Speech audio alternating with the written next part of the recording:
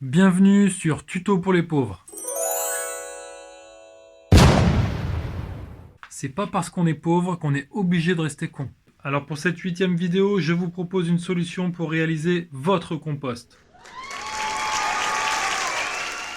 Car à partir du 1er janvier 2024, le tri des biodéchets à la source sera obligatoire et le non-respect des consignes de tri des biodéchets peut vous coûter entre 35 et 75 € d'amende.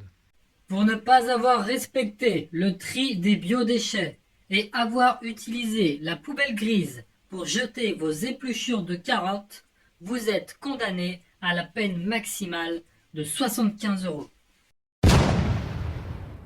Alors la première solution pour ne pas terminer en prison parce que vous n'auriez pas jeté vos déchets de cuisine au bon endroit consiste à acheter un composteur de table. Sa forme, sa technologie et son ergonomie sont spécifiquement étudiés pour optimiser la transformation de vos déchets de légumes en un temps record. Non mais c'est un saut. Autre solution, investir dans le composteur électrique automatique haut de gamme. Cette poubelle intelligente est munie de 3 programmes, 2 filtres à air à charbon et un logiciel ultra pointu qui analyse en temps réel le taux d'humidité de votre composteur. Devenez l'heureux propriétaire du Recycler RX Food 3000. 480 €.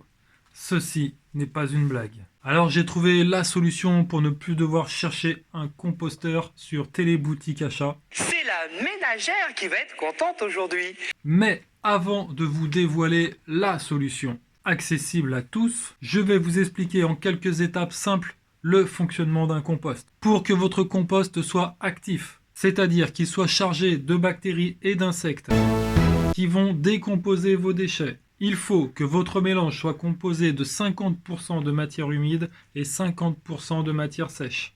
Exemple, des feuilles de salade fraîche sont considérées comme des matières humides, alors que des feuilles mortes d'arbres sont considérées comme des matières sèches. Autre exemple, un trognon de pomme est une matière humide, de la paille ou du foin est une matière sèche. On peut globalement considérer que les matières vertes sont des matières humides et que les matières marron sont des matières sèches. Il va falloir maintenir le taux d'humidité de votre compost en l'arrosant régulièrement.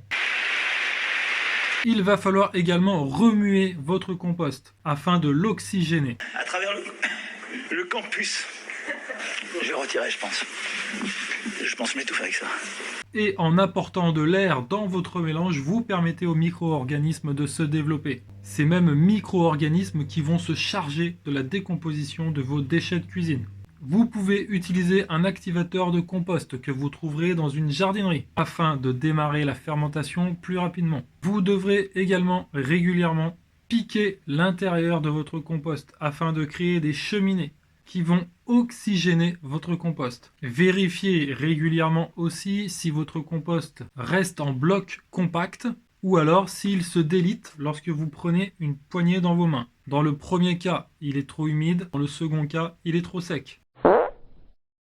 Enfin, votre compost doit être protégé du gel et des rayonnements directs du soleil. Au bout de 6 mois minimum, vous pourrez commencer à utiliser votre compost en l'étalant sur la terre de votre potager. Mais si, comme moi, vous n'avez pas envie de passer votre temps à vous occuper de votre élevage de vers de terre, alors je vous propose la solution idéale. Ne faites pas de compost. What? Et jetez directement sur le sol vos déchets de cuisine. Étape 1, vous récupérez vos déchets. Étape 2, vous les jetez directement sur le sol.